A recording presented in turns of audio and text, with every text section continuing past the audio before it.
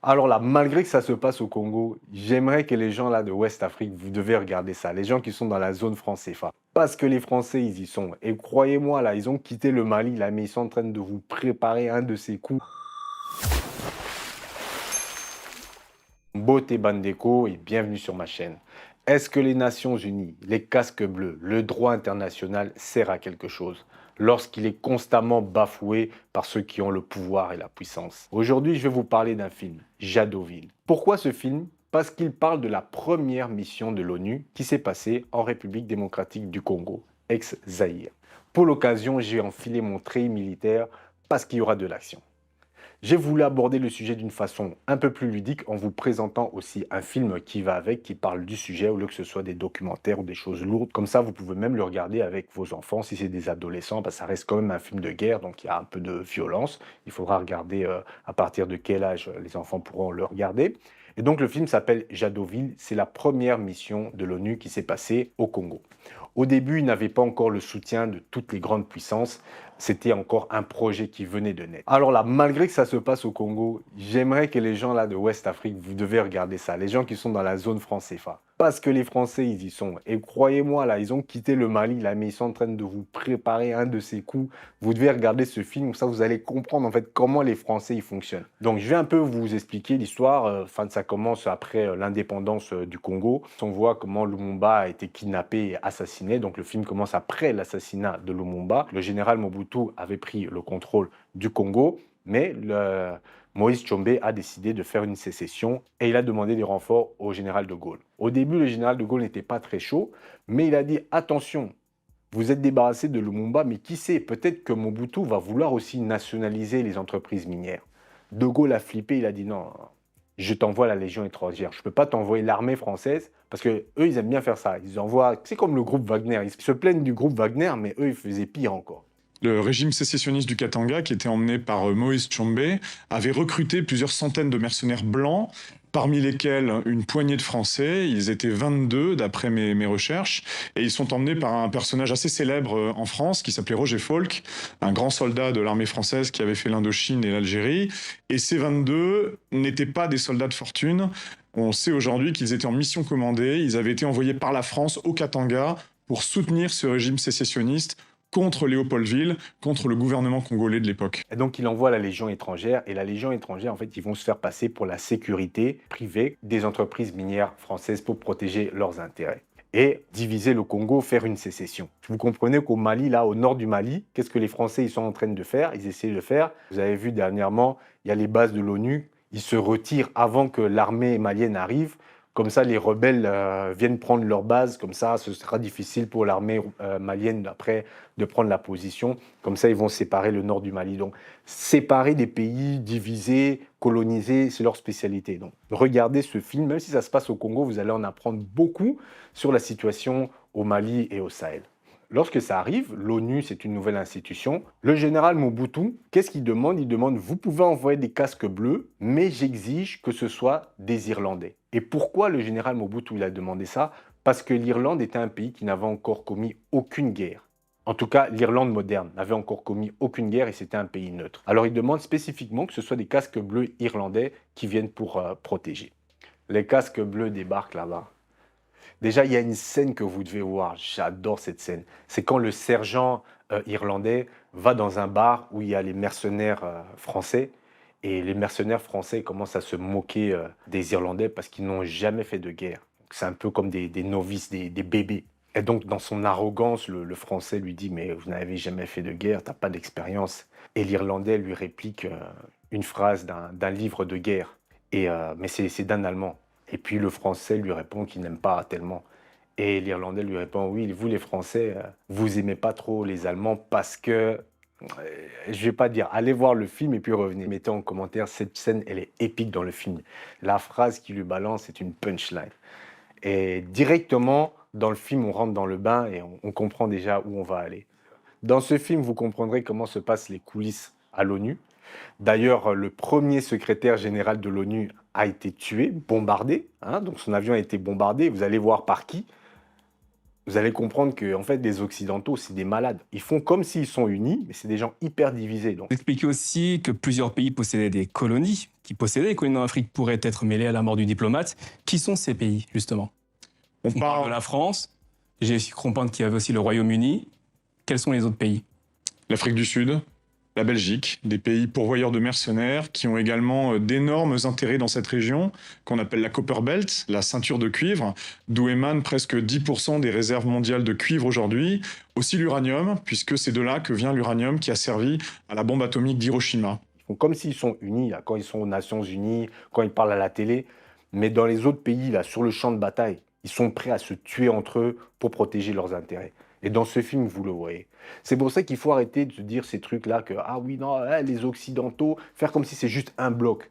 Il faut bien les comprendre, voir un peu qui, en fait, est plus ton allié, un peu moins ton allié, ton ennemi, pour commencer à jouer le jeu politique. Hein, de ne plus les mettre comme ça dans un seul ensemble. Lorsqu'on commence à comprendre ça, hein, ces subtilités, de comment eux, ils fonctionnent, on comprend en fait qu'ils sont très divisés et on peut commencer à jouer sur ça pour l'intérêt de l'Afrique. Franchement, j'aime beaucoup ce film. Je me suis dit un jour, j'aimerais trop faire un film sur l'armée en Afrique parce que voilà, on a quand même des héros, des militaires qui se sont donnés, même si la situation en général de notre armée n'est pas terrible, mais il y a quand même, je sais pas, quand je pense au colonel Mamadou Ndala qui a donné sa vie. 2013, le chef des opérations militaires devient incontournable grâce à son fer de lance qui parvient à mettre en déroute le M23. Le 42e bataillon commando de l'unité de réaction rapide de FARDC, dont il était le commandant, neutralise des forces négatives, d'abord à Niragongo, puis à Rutshuru, et progressivement, la victoire a été totale sur le M23. Le général Mbouza Mabé, ça c'est des noms, bon, vous avez sûrement des noms aussi costauds dans vos pays respectifs, mais au Congo, Mbouza Mabé, colonel Mamadou Ndala, voilà, c'est des héros de guerre. Près d'une année, après avoir vaincu le mouvement du 23 mars, qui avait assiégé à l'époque la province du Nord Kivu, le 2 janvier 2014, l'officier de valeur Mamadou Ndala tombé au champ d'honneur suite à une embuscade tendue par les présumés rebelles d'ADEF. Ce 2 janvier, Mamadou Ndala et ses hommes se rendaient ce jour-là à Eringeti pour préparer une offensive contre les ADEF. Sa Jeep s'est vue attaquée par une roquette venant de nulle part et a mis à terre ce héros et ses hommes. Douleur et consternation suite à cette perte à la nation. Pour moi, un jour, faire un film sur eux ou leur histoire, ce serait vraiment un top. Et vraiment, ce film-là, Jadoville, en fait, Jadoville, c'est l'ancien nom d'une ville en fait au Congo, parce que pendant la colonisation, là, on avait des noms, Elisabethville, Jadoville. Maintenant, c'est, je pense, la ville de Likissi, si je me trompe pas. Je vais vérifier. Je pense que c'est Likissi que ça s'appelle maintenant. Et le film est très intéressant, même si vous n'êtes pas dans ces trucs de géopolitique et vous aimez juste les films de guerre, juste passer un bon moment en famille. Franchement, je vous le conseille. Il est disponible sur Netflix, en tout cas en Belgique et en France. Et bon, pour l'Afrique, je sais que vous vous débrouillez toujours pour trouver des solutions pour acquérir les films, c'est pas un problème. Donc le casting, il est chaud. Il y a Jason O'Mara, il y a Mark Strong.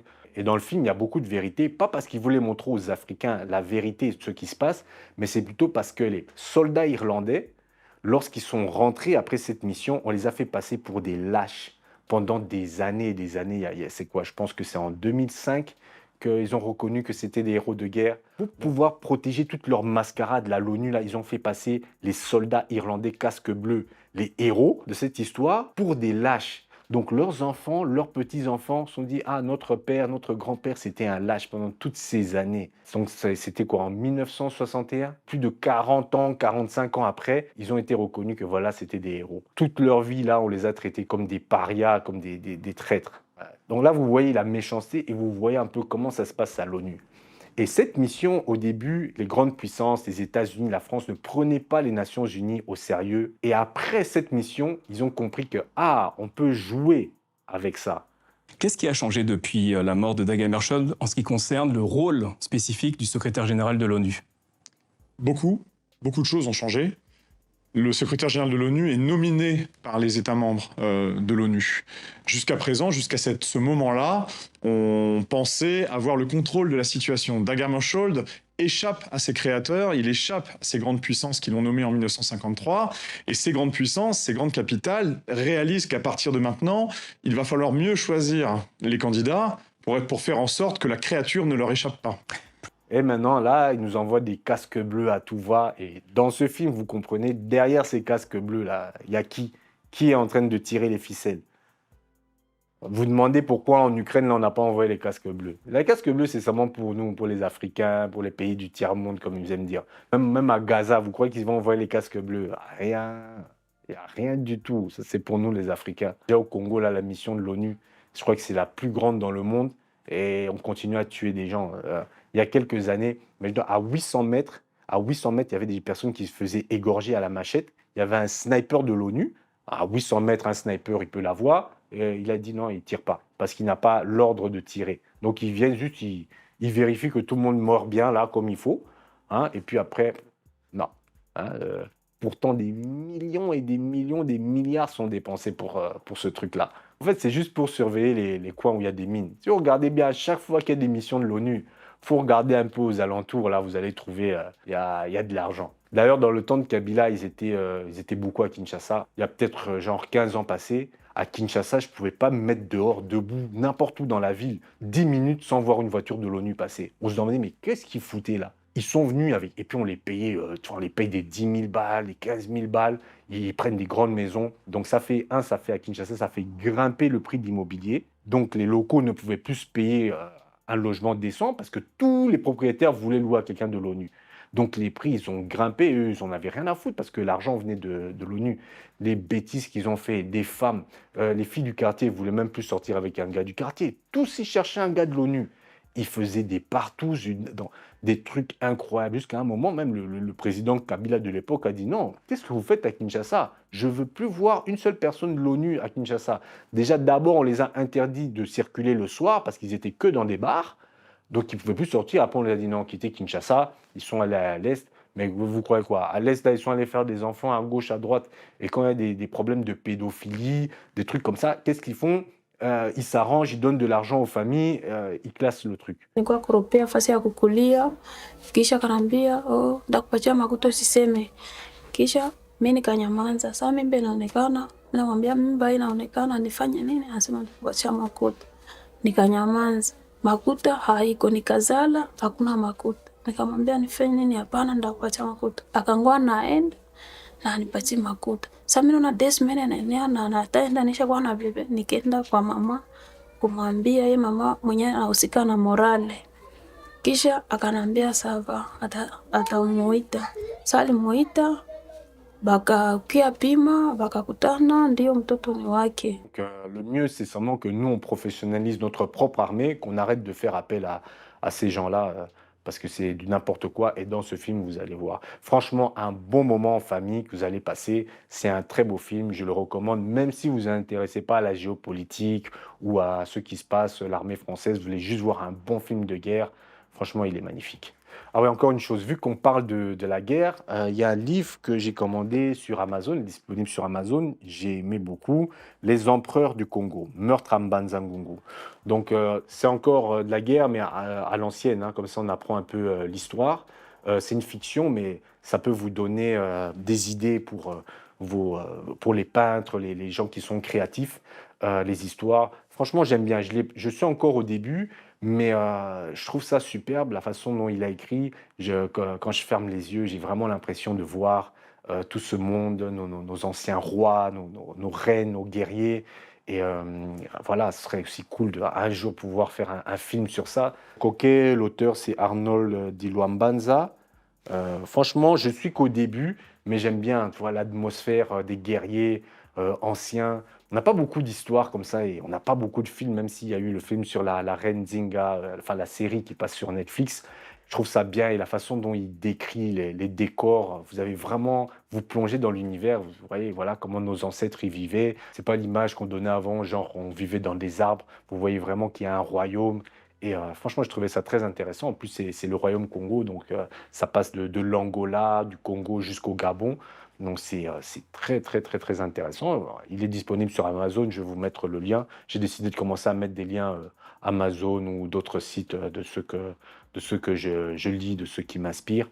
Comme ça, tout le monde pourra aussi en profiter.